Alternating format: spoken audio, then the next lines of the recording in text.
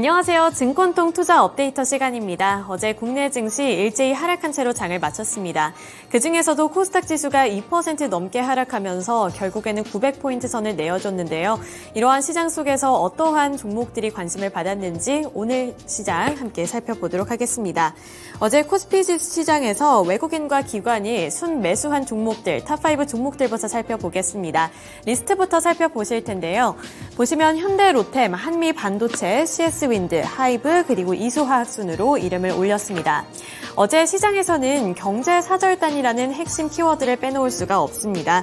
전일장에서는 이 경제사절단 목록에 포함이 된 기업들 찾기에 투자자들은 분주한 모습을 드러냈습니다. 총 122개의 기업들이 참여를 하게 되는데요. 첨단 산업을 키워드로 바이오, 반도체, 항공우주, 방위산업, 에너지와 모빌리티, K콘텐츠 기업들이 주된 구성원이었습니다. 여기서 방산 관련주로 현대로템이 1위를 기록을 하면서 어제는 11.62% 오르며 82,122원에 장을 마쳤습니다. 바이오와 반도체, 항공우주, 방위산업 이러한 첨단산업 분야에서 관심을 받는 모습이 나타났는데요. 그래서 방산주로 이름을 올렸다는 점까지 짚어드렸고요. 또 반도체 분야에서는 삼성전자와 SK하이닉스가 방미를 할 것으로 보이는 가운데 한미 반도체가 역시나 주목을 받았습니다. 삼성전자 회장 그리고 SK하이닉스의 회장이 이 반도체 지원법과 관련해 협상에 나설 것으로 보이면서 어닝쇼크 속에서도 주가는 강세를 나타냈습니다. 신재생 에너지 관련해서는 CS-윈드가 이름을 올렸고요. 2차 전지, 모빌리티, 전고체 배터리와 관련해서는 이수화학이 이름을 올리면서 16.94% 급등하는 흐름을 나타냈습니다. 네, 경제사절단 말고도 최근 들어서 다양한 이슈로 다시 주목을 받기 시작한 방산주와 관련해서 조금 더 설명을 해드릴 텐데요. 사실 올해 들어 방산주들은 그렇게까지 큰 관심을 받지 못했습니다. 수급이 2차 전지주로 쏠렸기 때문인데요. 수급이 2차 전지로 쏠리고 있는 상황에서 방산 섹터에는 조용히 외국인의 수급이 들어오기 시작했습니다. 1분기 호실적이 기대되는 데다가 글로벌 수주가 이어지면서 앞으로의 미래가 밝다는 평가가 나온 건데요. 가장 최근에는 폴란드 방산업체인 PGG 회장이 방한한다는 소식을 전해오면서 방산주들이 탄력적이었던 모습이었습니다. 또 증권가에서는 주요 방산업체들에 대한 목표 주가를 상향을 하고 비중 확대 의견을 제시하기도 했습니다. 이 방산 테마주의 조정 국면이 지나가고 있고 1분기 동안의 시장이 부진했던 만큼 업사이드가 기대된다는 평가가 나오고 있습니다. 이렇게 업황에 대한 전망이 양호한 가운데 어제 시장에서는 윤석열 대통령의 발언까지 이 방산주들을 향한 투자 심리를 이끌었는데요. 우크라이나 무기 지원 시사 발언에 러시아가 반발하며 전쟁 개입이라고 경고를 하자 방산주들이 급등을 했습니다.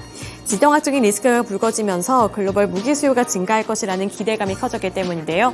이에 따라서 현대로템이 관심을 받았는데 개별적인 호재 소식까지 특징주 넘어가서 더 자세하게 살펴보겠습니다. 네, 특징주로 넘어가 보겠습니다. 현대로템부터 살펴보실 텐데요. 상반기에 K2 전차를 추가로 수주할 것이라는 소식이 모멘텀이 됐습니다. 이날까지 포함해 7거래일 연속으로 상승세를 이어갔는데요. KB증권은 종목 보고서를 내면서 현대로템의 목표 주가를 35,000원에서 37,500원으로 높게 제시를 했습니다.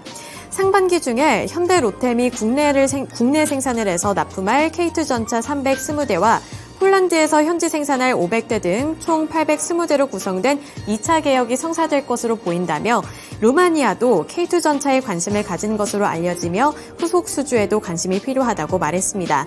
KB증권은 이에 따라 1분기 현대로템의 매출액을 전년 동기 대비 16% 늘어날 것으로 전망을 했고요. 영업이익도 47.3% 늘어날 것으로 전망을 했습니다. 이어서 두 번째 특징주로 넘어가 보겠습니다. 한미 반도체인데요. 한미 반도체가 어닝 쇼크에도 불구하고 바닥을 찍고 앞으로 반등할 것이라는 기대감을 받으면서 주가가 강세를 나타냈습니다. 19일 장 마감 이후 1분기 실적을 발표를 했는데 한미 반도체는 매출액이 전년 동기 대비 58% 감소했다고 밝혔고요. 영업이익도 전년 동기 대비 90.2% 줄었다고 공시했습니다. 이는 NH투자증권에서 전망했던 실적에 대비해서 어닝 쇼크를 보인 셈인데요. 다만 반도체 업황 부진으로 삼성전자, SK하이닉스 등 한미 반도체의 주요 고객사들의 영향을 피할 수 없다는 분석과 함께 이번 어닝 쇼크가 바닥으로 한미 반도체의 주가가 큰 폭으로 오를 수 있다는 풀이가 나오고 있습니다. 또 디램 가격이 역사적 하단에 다다르면서 올해 하반기부터는 반도체 시장이 괜찮아질 것이라는, 살아날 것이라는 예상이 나오면서 증권업계에서는 긍정적으로 평가를 하고 있다는 점까지 살펴보셔야겠습니다. 이어서 이수화학 세 번째 특징주로 살펴보겠습니다. 이수화학의 주가부터 살펴보시면요. 어제 16.94%로 17% 가까이 올랐고요. 전일장 종가는 49,700원이었습니다. 이수화학 같은 경우에는 윤석열 대통령이 방미 경제사절단을 꾸렸는데 그 기업이 포함됐다는 소식과 함께 이수화학이 관심을 받았고요. 여기에 이어서 미국의 KBR과 전고체 배터리 소재 상업 공정 공동개발 계약 체결 소식까지 전해오면서 강세를 나타냈습니다. 이번 계약은 동사와 KBR이 황화 리튬 상업 생산을 위한 공정을 공동으로 개발한다는 내용을 담고 있었는데요. 여기에 이수화학이 축적해온 황화 리튬 관련 기술과 KBR의 대량 생산 공법 관련 노하우가 시너지를 발휘를 해서 전고체 배터리 시장을 더욱더 키울 수 있을 것이라는 기대감이 작용이 됐습니다. 이 꿈의 배터리로 불리고 있는 전고체 배터리는 삼성전자 그리고 정부가 일제히 관심을 보이고 있다는 분야라는 점까지 확인해 보시면 좋겠습니다. 이어서 코스닥 시장 넘어가 보겠습니다. 코스닥 시장에서도 외국인과 기관이 함께 매수한 종목들 탑5 살펴볼 텐데요. 다우데이터, 바이오니아, 레인보우 로보틱스, 미래나노텍, 그리고 엠로가 있습니다. 어제 이렇게 5가지 종목들 중에서는 바이오니아 그리고 엠로만 강세 흐름으로 장을 마쳤는데요. 어제 코스닥 시장이 2% 넘게 밀린 데에는 대체적으로 올랐던 종목들이 일제히 조정을 받았기 때문입니다.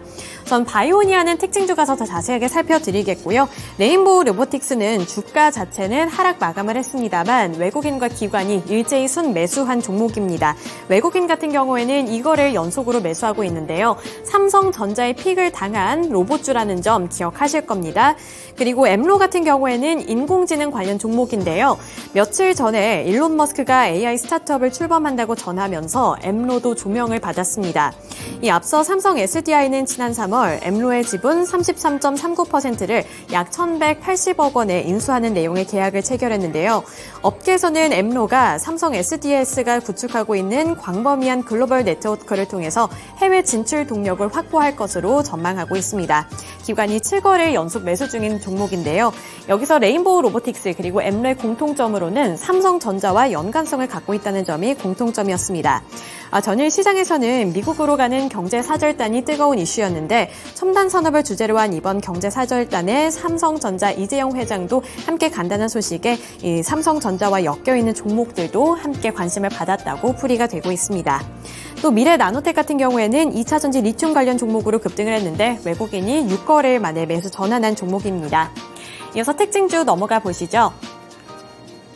코스닥 시장에서 특징주는 바이오니아가 되겠습니다. 바이오니아가 어제 7.62% 급등하며 종가는 53,700원에 형성을 해냈습니다. 바이오니아를 묘사하는 대표적인 키워드는 지금까지 탈모 그리고 원숭이 두창이었는데요. 여기에 새로운 키워드가 한 가지 더 추가가 됐습니다.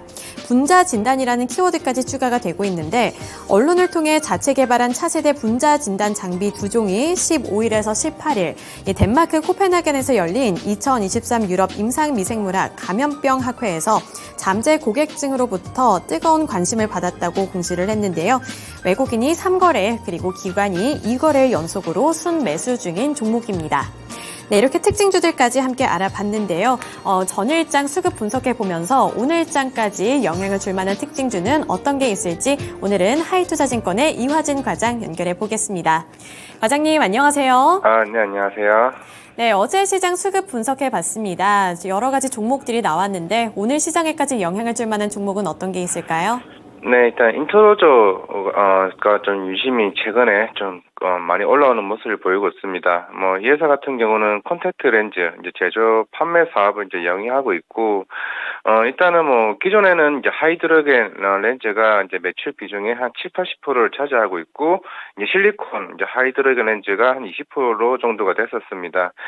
일단은 리오포닝을 통해 가지고 최근에 꾸준하게 올라왔던 부분이 있었지만은, 최근 급등의 일단 사유는 일단 최근 북미 시장, 어떻게 보면은 이런 하이드로겐 렌즈에 대한 시장이 가장 큰 이제 북미 시장에 대해서 실리콘 하이드로겐 렌즈가 이제 FDA 이제 승인을 받았습니다. 이렇게 되게 되면 좀 하반기에 이제 풍목허가가 이제 죄송합니다.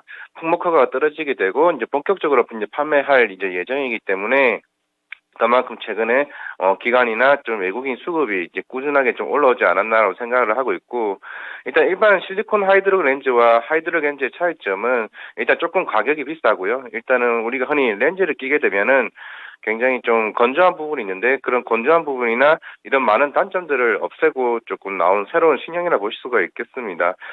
당사는 한 2년 전에 이 제품을 개발을 했고, 이제 유럽 시장이나 이런 동남아시아 시장에 진입을 하고 있지만은, 워낙 이제 북미 시장이 큰 시장이다 보니까 굉장히 여기에 또 많은 유의미를 두고 있고, 내년부터는 여기에다 밸류까지 조금 더 한 단계 높일 수 있는 부분이기 때문에 그만큼 최근에 이제 주가가 오르지 않았나라고 생각을 하고 있고요. 물론 미국 시장에서는 이제 존슨앤존슨이나 여러 이제 콘택트 렌즈를 만드는 회사들이 있습니다. 네, 결국에 거기서는 향후 가격 경쟁력이나 이런 부분에서 조금 진입하는 게 일단 중요할 것으로 보이고 있기 때문에 결국에는 좀 인트로저는 내년이 더 기대되는 회사라 말씀을 드릴 수가 있을 것 같습니다. 네, 이화진 과장 연결 통해서 특징주로 인트로저에 대한 이야기까지 들어봤습니다. 이어서 이번에는 시간의 거래에서 주목받았던 종목들 살펴보도록 할 텐데요. 먼저 상승률에 이름을 올렸던 종목들 살펴보도록 하겠습니다. 전일장 시간의 거래에서는 로봇 관련 테마가 주목을 많이 받았습니다. 로봇 관련 테마가 인기를 이렇게 끈 것은 월드 IT쇼 2023년에 로봇 관련된 기업들이 제품을 많이 선보인 게 영향을 받았다라고 풀이할 수 있겠는데요. 잠시 뒤에 살펴보도록 하고요. 가장 상단에 이름을 올린 누보부터 살펴보도록 하겠습니다. 누보는 곡물 관련 기업입니다. 전일 정규장에서도 곡물이나 사료 관련된 종목들이 상단에 이름을 많이 올렸던 것을 확인하실 수가 있는데요. 그 배경에는 두 가지가 있습니다. 먼저 우크라이나와 러시아의 흑해 곡물 협정이 연장될 수 있을 것인가, 이 부분에 투자자들의 관심이 쏠렸고요. 두 번째로는 엘니뇨 현상으로 인해서 인도의 곡물 생산량이 크게 줄어들 것이다. 그러면서 인플레이션 효과가 나타날 것이다. 라는 점에 주목하면서 어제 누보는 시간외에서 상한가로 마감을 했습니다. 특징주로 누보에 대해서 조금 더 자세히 살펴보시면요. 정규장에서는 7.31% 오르면서 1,428원에 거래를 마쳤습니다. 전일 종가는 9.99% 상한가를 꽉 채워내면서 1,630원에 장을 마감했습니다. 네, 넘어가서 SM코어도 상한가를 기록했습니다. 장 마감 이후에 313억 규모의 정극 조립 공정 자동창고 구축 계약을 맺었다는 공시가 긍정적인 영향을 끼친 건데요. 계약 상대는 상대방의 비밀 요청으로 인해서 알려지지 않았지만 이 계약 규모가 최근 매출액의 27% 수준이라고 합니다. 이 공시에 역시나 상한가를 기록하면서 장을 마쳤습니다. 네, 다음 종목으로 살펴보겠습니다. 골든 센츄리와 오가닉 티 코스메틱이 이름을 올렸는데요. 장 마감 이후에 적정 의견 감사 보고서를 제출했다는 소식에 시간외에서 역시나 상한가로 마감했습니다. 네, 끝으로 로봇 관련된 종목이죠. 살펴보도록 하겠습니다. 현대무벡스가 시간외에서 6.47% 상승하면서 가장 하단에 자리를 잡았습니다. 장 마감 이후에 288억 원 규모의 2차 전지 물류 자동화 설비 공급 계약 체결 공시가 발표가 되면서 추가적으로 상승하며 마감했는데요. 이러한 소식에 시간에 로봇과 스마트 팩토리 관련 기업들 일제히 상승하며 마감했습니다. 지금 상단에는 나와 있지 않지만, 화면엔 나와 있지 않지만 SPG, 레인보우 로보틱스, 로보스타, 뉴로메카, 로보티즈까지 3에서 6% 가까운 상승률을 보여줬습니다. 네, 넘어가서 시간외에서 하락했던 종목들도 살펴보도록 하겠습니다. 네, 테레사이언스, 한빛소프트, 네이처셀, KG ETS, 다이나믹 디자인 순으로 이름을 올렸는데요. 특별한 공통점이 있다기보다는 개별적인 이슈로 시간외에서 하락하며 장을 마감했습니다. 먼저 테라사이언스는 시간외에서 가장 많이 하락한 종목인데요. 장 마감 이후에 특별한 악재가 들려온 건 아니지만 최근 급등으로 인해서 매매 거래 정지가 예고 공시됨에 따라서 시간외에서 8% 넘게 급락하며 마감했습니다. 한빛소프트도 6.27% 하락했습니다. 3,140원의 종가를 형성했는데요. 서브컬처 신작인 소울타이드가 구글 원스토어 인기 1위에 오르면서 정규장에서는 상승하며 마감했다는 점까지 체크하셨으면 좋겠습니다. 네, 다음으로는 네이처셀입니다. 네이처셀은 어제 두 가지 소식이 있었습니다. 가장 먼저 전일 주가 폭락을 경험한 네이처셀 주주들이 국회 앞에서 대규모 시위를 예고하면서 어제 정규장에서도 크게 하락했던 네이처셀인데요. 장 마감 이후에는 식품의약품안전처 직원을 네이처셀 주주들이 고소했다라는 소식이 추가적으로 들려왔습니다.